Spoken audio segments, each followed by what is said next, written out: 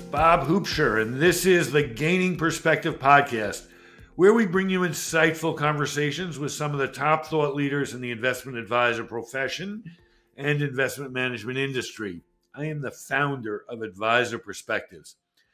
Asset Map is a tool for financial professionals to visually map and provide feedback on their client's financial picture. With better insights into a client's financial inventory, advisors can help clients identify risks, opportunities, and track progress to their financial goals. Adam Holt joins me to discuss Asset Map and his vision for the future of technology-enabled advice delivery. Adam is the CEO and founder of Asset Map and a principal of the wealth management firm Rubin Goldman and Associates. A self-described recovering financial planner, Adam brings 25 years of experience as a wealth manager for some of America's wealthiest households. Asset Map has gained market share in the advice profession in the past few years and is now used by thousands of advisors to map the financial journeys of more than 1 million people worldwide. So, Adam, tell me, how did you go from being a thriving financial advisor to a fintech founder? Bob, thanks for having me. I honestly think that I was a glutton for punishment, frankly. Becoming a financial CFO, if you will, a fintech CFO, was not exactly in the cards.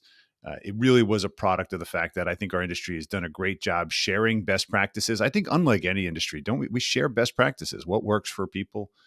We tend to tell our friends and our peers and help more people. That's just what happened. 2012, I showed my best practice, Asset Map, which is what we used to help build our firm, our full investment management practice, and moved to we'll call it an advisory service from an estate planning company and financial planning company. And literally other advisors said, "Hey, I have the same problem. Can I use your tool?" And we said, "I guess, okay, fine." And that was the first 20 people. And then it literally went viral over the past bunch of years. I never expected it to grow this big. And so in 2019, I gave up my securities licenses, sold my investment practice, and decided to do this full time. Now we have 40 employees, and obviously you've seen the scale we've achieved.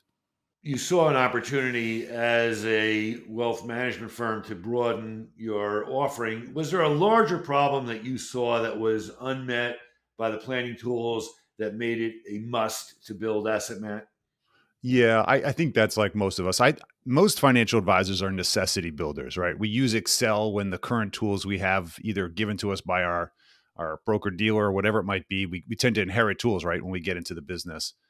And many of us who have created a voice or a persona or an insight, we tend to want to control the diagnosis. So we used Excel for many years. And I think it wasn't until many of the newer tools came out were we okay using them. But the challenge is none of them really address this idea of visual inventory. And while I'm trying to keep 20, 30 things that are going on in a family's life in my head or in my CRM, I have no way to really access it quickly. I'm not going to look at a balance sheet. It doesn't address the insurances. What about their cash flows, or let alone the people that are involved? So you can imagine we needed a way to mash up all of those ideas: assets, people, entities, liabilities, income sources, exit, money going out of the family. We needed that all on one page so that we could quickly acclimate on what this household is dealing with, all the different challenges and professionals we needed to bring to the table: legal, tax, investment, insurance.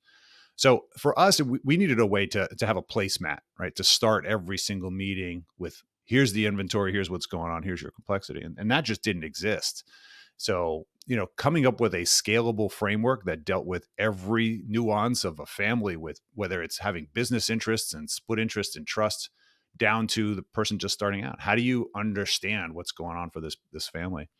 And that was the key. And that's what Asset Map started with. It turns out so many of us have been using yellow pads, whiteboards to try to describe what was going on in people's lives for many years, which is why when people saw Asset Map, they're like, wow, I can scale this in 15 minutes. I could build a map that's fully customized. Yep. And that's really why I think it's taken off, even in, cross-culturally in other countries as well. I want to dig into the specifics of Asset Map in a second. But before we do that, let's just take some context here and tell me what you see happening more broadly in the financial planning space, and particularly the things that excite you or what concerns you. I think everybody now is talking about this idea that the 80-page plan is not working. I mean, we've been saying that for 15 years. So it's kind of fun that everybody's finally woken up to that. Traditionally the massive financial planning exercise, I think, really was adopted by many financial advisors as a sales enablement tool. See, look at all this fantastic analysis I do for you that justifies why you need to place your business with me. Whether you're a fee-based advisor, commission, doesn't matter, right? The planning is a fantastic engagement tool to show that I know what you're doing and where you need to go, as a credibility tool. I think going forward, just like Morningstar and the analysis on the funds has been for many years. It's a critical part of our strategy to talk to clients about their current health and where we need to take them. The challenge is that most of the consumers are just not reading these reports. In fact, we know that it kind of goes in the drawer or the shredder, or yeah, what does it say? People want a summary, right? So we've been moving towards this idea of tear sheet planning, right? Just single ideas, 1 or 2 pages, maybe a 3-page, 4-page contextual presentation that's very executive summary driven. That's really what we focused on in Asset Map. And I say this to you, Bob, because we have seen this awareness that we need to communicate more effectively. We need to engage these clients, not just basically present to them. They need to participate in this more than ever, especially given the threats of robo advice and the new innovations that are coming in AI. I think it's more important than ever than a financial professional find a way to actually engage the clients. That's why we've really started this, or heralded this category called advice engagement. It's really going to be the elevation of the human delivered advice. And I think that there's been a real lack of technology in this space. We've relied way too much on the traditional financial planning tools to deliver an engaging conversation, which is really not. And we need to find a way to make it more interactive and address the attention deficit in the room. And that's really what Asset Map was trying to solve. Where does artificial intelligence or ChatGPT or any of the other competing tools, where do they fit into solving this problem? What does that technology mean for financial professionals? Well, it's interesting because ChatGPT in and of itself is a really interesting experiment, and it probably opened up a lot of eyes to what actually exists, but nobody knew it. We've been having AI conversations for years now. The challenge is twofold, I think, with what's come out. Number one, now everybody can get a credible answer to a complex question. Okay. The challenge is that it doesn't take it into execution or decisions, which is why we still have a lot of relevance in terms of actually implementing all this great knowledge that is now accessible to people.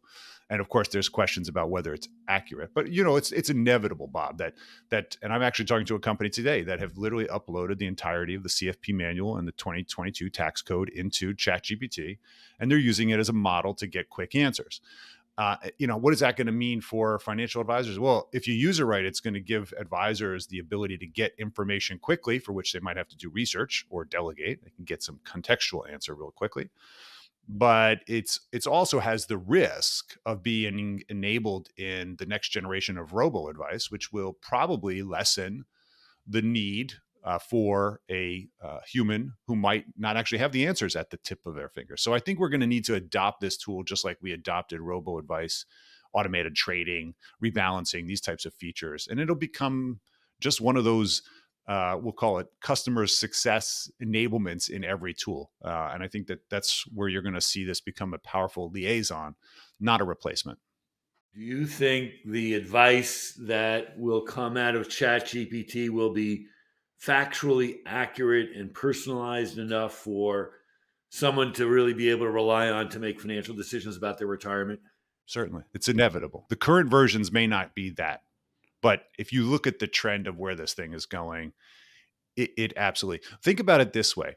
What's the criteria for becoming a financial advisor, right? Series 7, maybe CFP, right? So the criteria for calling yourself a financial advisor is doable, right? It's testing, it's data, right?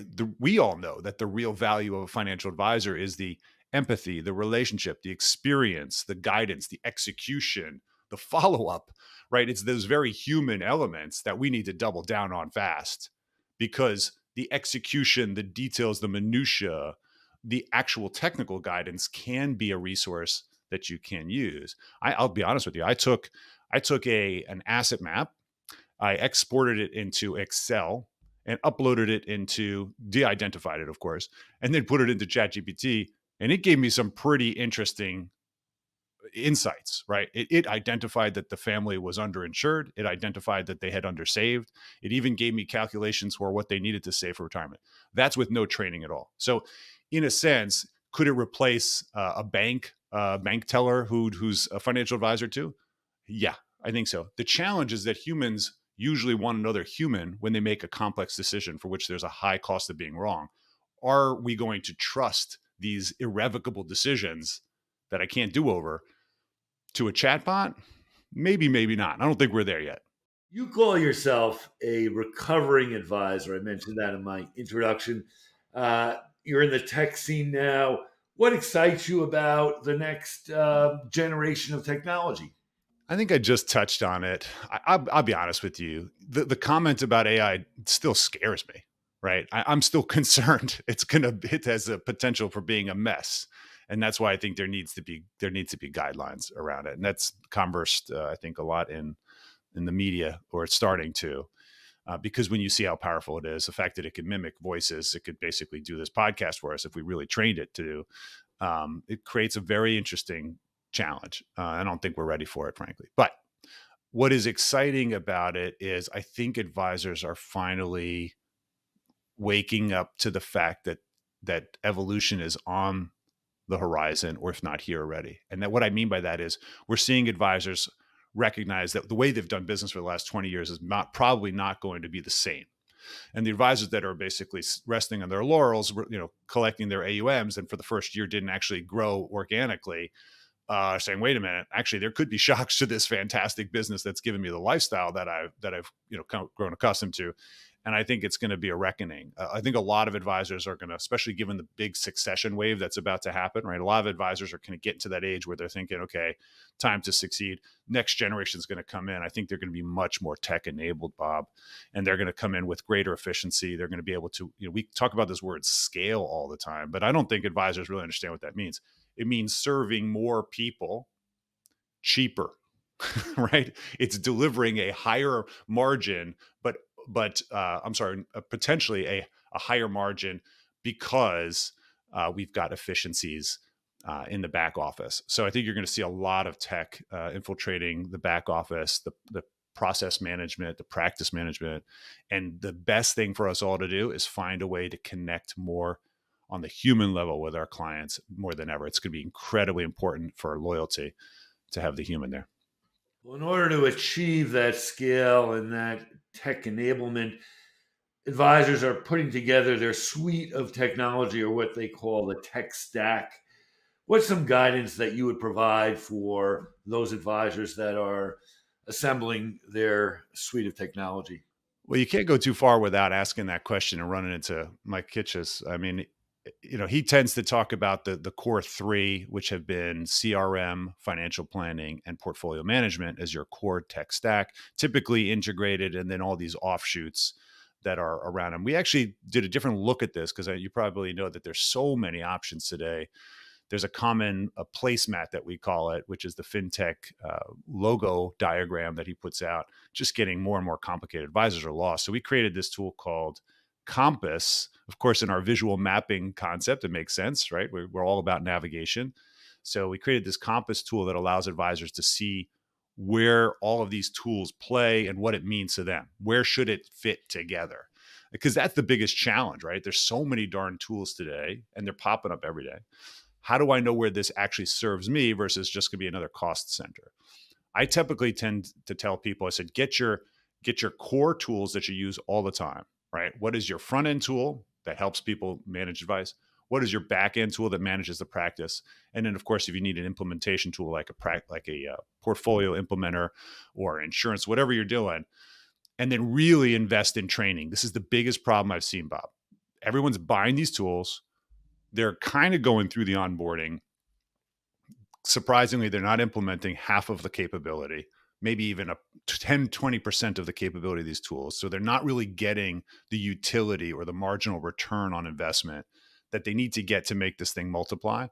And it's because they're not spending at least 2 times what the annual cost of that software is on training of their staff. That's right, 2 times. Most advisors just think I'm paying the annual whatever fee is the monthly fee, and then it should work, right? We'll do an onboarding, I'll delegate it. That's not the way it's going to work. The real way to do this is to focus on training, Bob, and that's the area that everyone on this call should really be thinking about implementing. How am I investing in the tool I just bought? So if you go buy a big mower for your lawn to try to scale it out, or a tractor, you need to go to the classes. You need to train and learn how to really make it efficient. And you think going to the vendor for the training that they provide is the best path? It's usually the best path because they have the most resources around it, and they've been intentional. So I know we have a boot camp that people go to. They say it's some of the best sales training they've ever done. What do you mean sales training? I thought this was a technology tool. Yes, but we teach you actually how to communicate, how to speak, what's the language to use. Here's how you ask better questions, and in effect, it's 1/3 of the cost of the product, but it's immeasurable in terms of ROI. I want to come back to something you mentioned earlier. You used the term advice engagement. Expand on that. What does that mean? What is its role in the broader advisory profession? I think it ties into pretty much everything we've already chatted about so far, which is how do you help a human advisor elevate the conversation with their client, promote the resourcefulness of the advisor? Look at all the stuff they know. Oh, that's valuable. I want that on my team. The expertise, the insight, the accreditations, right? The team that they can implement and go execute. I want that asset on my team, that human asset. And the way to promote that is to build trust. And the only way to really build trust and confidence in the advisor is to have an ongoing communication where it looks like the advisor's involved and engaged in this conversation, as opposed to just hitting some buttons and delegating everything. Right. I think a lot of individuals are getting tired of paying 1% for basically an automated backflow and rebalanced, index funds. So the key is to get involved, and the challenge with that is that how do you engage a consumer who's basically saying to you, Bob, I don't actually want to be responsible for this. I want you to do all the work, but I still kind of want to come in and inspect what's going on. Engagement is about how do you facilitate a conversation of meaning between an advisor or professional and the consumer in a way that's not intimidating, really touches on what matters. Okay, what do you really care about?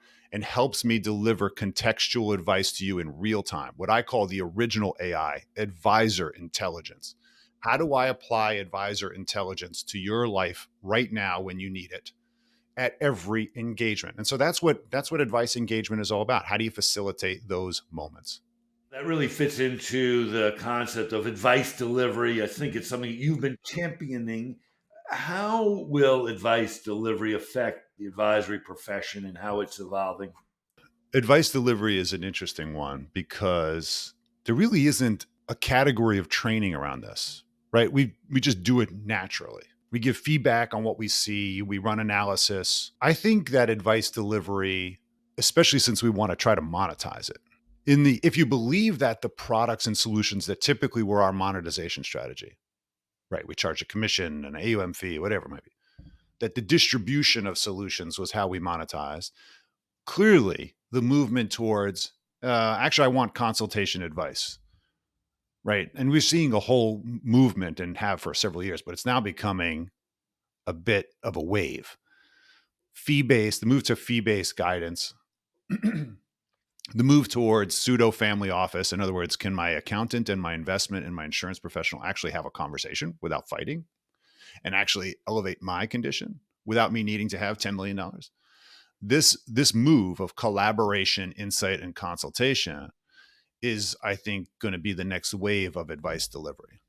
And our biggest challenge for Asset Map is saying, wait a minute, we actually have a custom X-ray, a financial X-ray of this household. Can we get those people to start talking?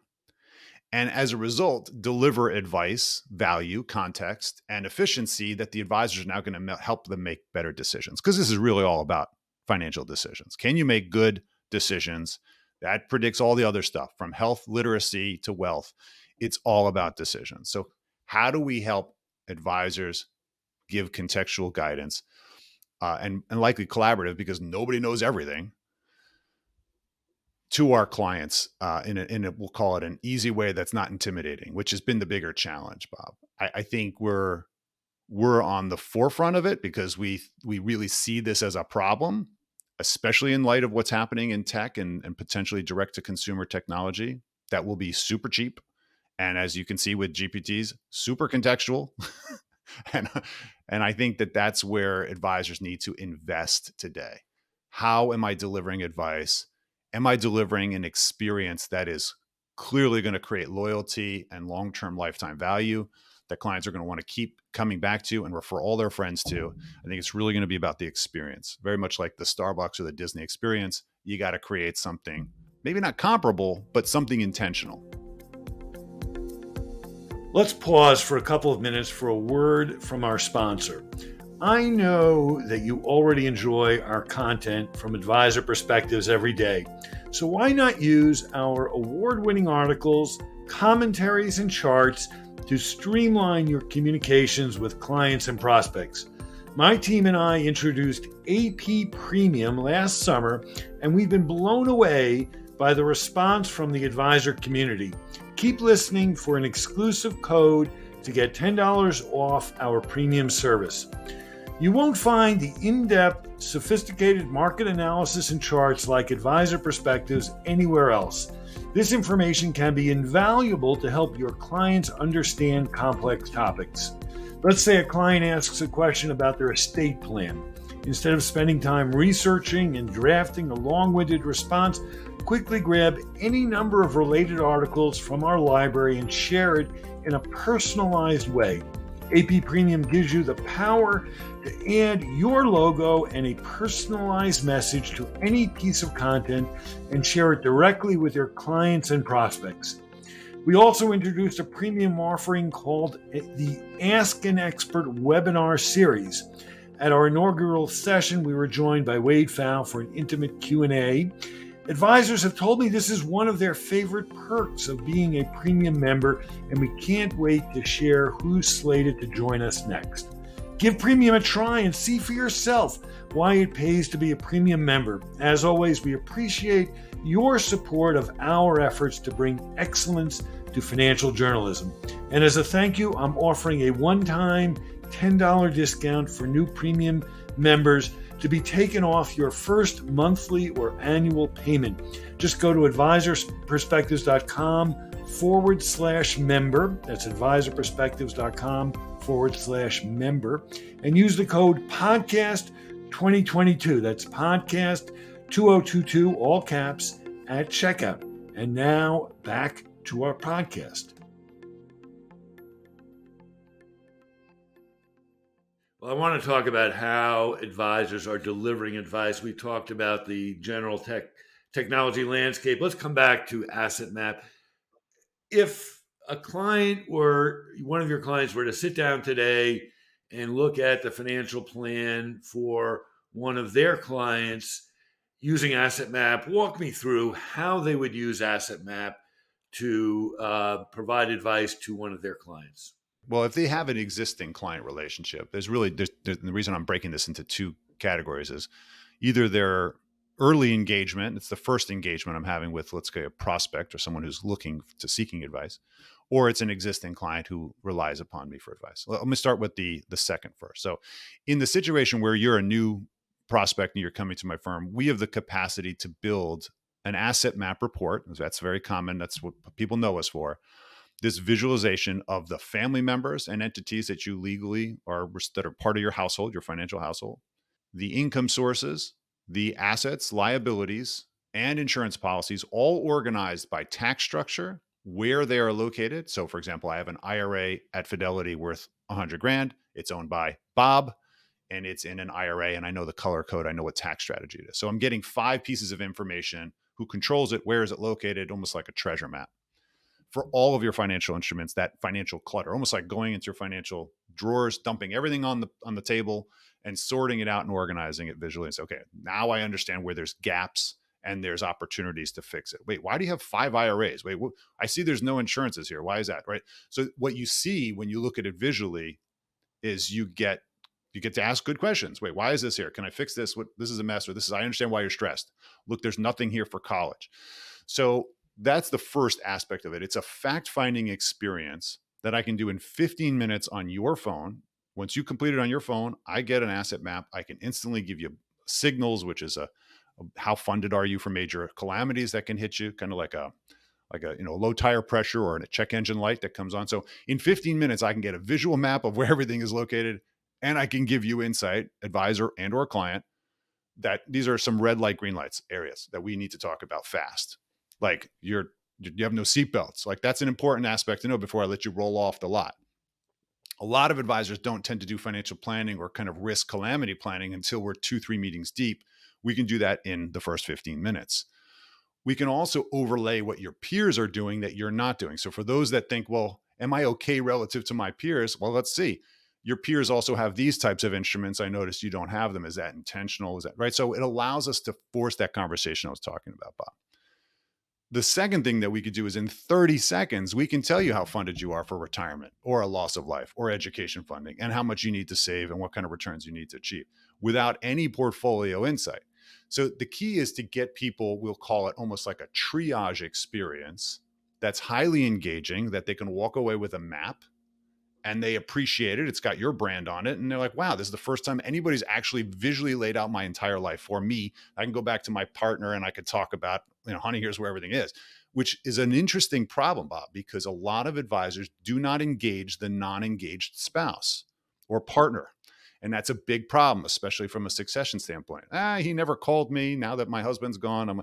Right. So the key is, how do you bring them all to the fold to start that conversation? That's how we deal with new clients coming on. And the experience just blows away pretty much anything, because usually in a typical financial planning experience, you're talking 2-3 meetings before I even see any feedback, right? I'm giving you information constantly. Oh my gosh, it's like a financial colonoscopy to do financial planning. Half the people are like bailing on the process midway and they're just saying, hey, can you just put me in a mutual fund? So the key is, how do you accelerate this moment to trust, Bob? In an existing client, imagine you can just do that because you already have the data. So if your data is in a financial planning, boom, you build an asset map from it, or it's in Riskalyze or TD or wherever you have the data, we can just build a map. And that starts the conversation to go through that same exact cycle of applying your advice insight in real time.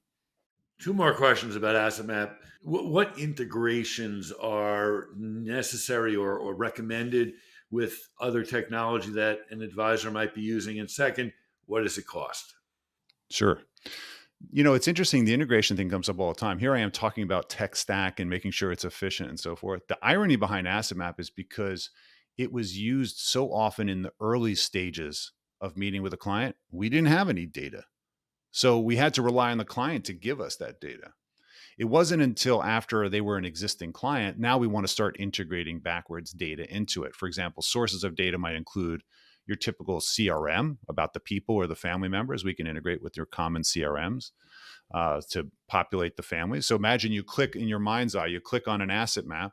There's the picture of the Jones household. You click on Bob Jones and it takes me right into Redtail, right? So we can use actually the map as a navigational system.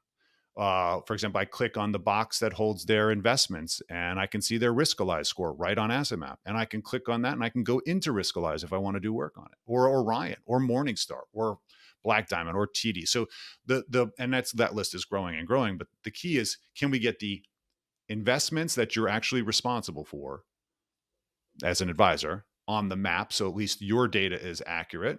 Client has their stuff elsewhere. You don't manage it. That's not your responsibility to aggregate. And I'm a big fan of not aggregating data that you don't manage. Okay. You're taking on responsibility for a program that's constantly broken and the clients don't keep up to date. So we think that you should keep the stuff that you manage up to date on the asset map to promote a conversation. But integrations that you're going to start seeing coming are going to include more performance-based enhancements on new tools that are coming out that will help frame a conversation on advice, whether it's companies like Holistiplan or some other companies that are doing some really fun stuff like FP Alpha. They've got great calculations. You're going to start seeing those integrated into our tools. And in addition, Money Guide Pro can actually send to Asset Map right now. So a very common planning tool, as you know, has the ability to visualize everything and using asset map. So I think there's going to be more and more integrations that come, but I would really caution everybody. Don't overdo it and depend upon the integrations. Get the utility out of the tool and then do integrations once they're an existing customer. Don't do the work up front that you haven't really turned into a monetizable business. AssetMap as a product, you can go check it out, assetmap.com/pricing, and you could find out what our pricing is. We have 3 tiers right now, Bob. Essentials, Professional, and our Elite program, which is actually becoming our most popular because it has some unbelievable tools in there for finding opportunity to increase your ROI. So you talked about some of the integration that you're working on. What else is next for AssetMap? What else can you share with us about your future plans? Oof, what can I share? Well, there's a lot coming down the pike. We just announced actually a little while back a partnership with the AICPA as their preferred financial planning company, which is really exciting for the several 100,000 accountants that are now in the space and thinking about how do they get into the advice world. That's really exciting. And Morningstar just announced a big program with us as well, collaboration, where we're going to basically build Workstation into AssetMap components of that. Well, it's a very prolific tool, as you know, and I think we really met at the most recent Morningstar investor conference with our team there. That's really exciting. We'll see a really deeper integration by Q3 of 2023. And that's a huge move. But I think where you're going to see us go is the following places. There are 2 big movements happening that advisors need to pay attention to.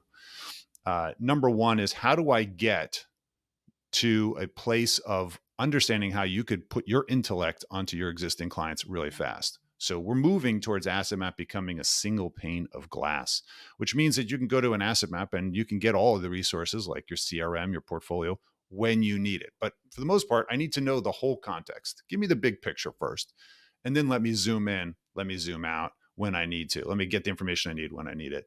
Fast, key is speed here, so that we can do more with less time. The second thing is this movement towards data democratization. We think that the consumer is having higher expectation on participation in their financial journey. And you're going to see AssetMap actually create more engagement tools for the consumer to actually be empowered to participate in the conversation more, not just the vault, not just aggregation, but can I actually participate in this conversation, include the people that matter to me, be an advocate for them and the trusts and the executors and all the other financial professionals. So you're going to see this collaboration I talked about come true in AssetMap in the next year. So you're a pretty large operation. You mentioned earlier you have 40 employees. You're serving thousands of advisors. They're providing advice to more than 1 million of their clients. As a company, as you being the CEO, what are your biggest challenges and opportunities? Ooh, that's a good question. Yeah, we're 40 people strong on the employee side at AssetMap and have actually a team in South Africa now that's serving our UK base and Africa base. Believe it or not, this is literally AssetMap's already in 140 currencies and several languages, which is really quite amazing to me. I think some of our biggest challenges have been getting advisors to think differently than they have about how they're going to approach their clients, right? I think that the process of delivering financial planning has become, we'll call it, pretty systematized. Collect a bunch of data, collect a lot of data, deliver a massive insight report, and then basically deliver execution. I think most advisors probably could do that. If they could accelerate, they probably would actually implement pretty much the same exact thing. And so I think that we need to get to this mindset. And that's challenging because re-educating and creating a new category is not an easy thing for any business, as you know. And so it's an education game, right? Can we inform enough advisors of what's possible and show them the metrics that advisors who are using this are making more money than those who are not doing it? We literally have this now 7 years in a row of data from some of our largest enterprises with 8,000 advisors. It's just unbelievable. The process really drives the revenue growth and the time management. And I think getting people to do that is that. And now, if we could execute on that opportunity, I think our market opportunity is massive, right? We think there's as many as 1 million financial professionals in our country alone. And there's, you add another 5 million to that if you go global. So we think there's enormous upside. We want to create the standard financial x-ray on the planet. I don't expect we're going to be the only, and there's companies that are trying to chase us now. but we're trying to create the standard so that everybody remembers this asset map. If there's one key takeaway that you would like to leave with our audience of financial advisors about the approach that they should take to understand and visualize their clients' assets and goals, what would that be? That's a good question. I obviously we think that everybody needs and deserves to have a visualization of their household stuff, right? They need to have a way to talk about it, and of course, they need a way to very quickly illustrate whether they're on track for major goals, right? Most of us are making decisions on a fly today. We need some context. We need to make a decision. We need to move forward. You don't need to hem and haw over this for weeks or months and then not take a decision. So the faster we can help all people get to making better financial decisions, that's key. We think that mapping is going to be critical for you to apply your advice intelligence and your expertise in real time. So that's what we need to shoot for. Wonderful. Well, we'll include some links in the notes that accompany this podcast where you can learn more about Asset Map. There'll be a link to the Asset Map website. There'll be a link to the Compass tool that Adam spoke about earlier. And there's been an article in our newsletter written by one of your clients, David Leo. That article is called How Asset Map Serves a Multi-Service Financial Organization. We'll include a link to that article. Adam, is there anything else you'd like to add? No, I simply just want to thank you, Bob, and the entire team for doing great work supporting our community. So thanks for having us today. You're welcome. And thank you for listening to the Gaining Perspective podcast with Bob Hoopsher. Today featuring Adam Holt of Asset Map. To support our podcast, please share, subscribe, or leave a review to help make our podcast more findable for your friends and colleagues. You can subscribe to Gaining Perspective on iTunes, Spotify, and Stitcher.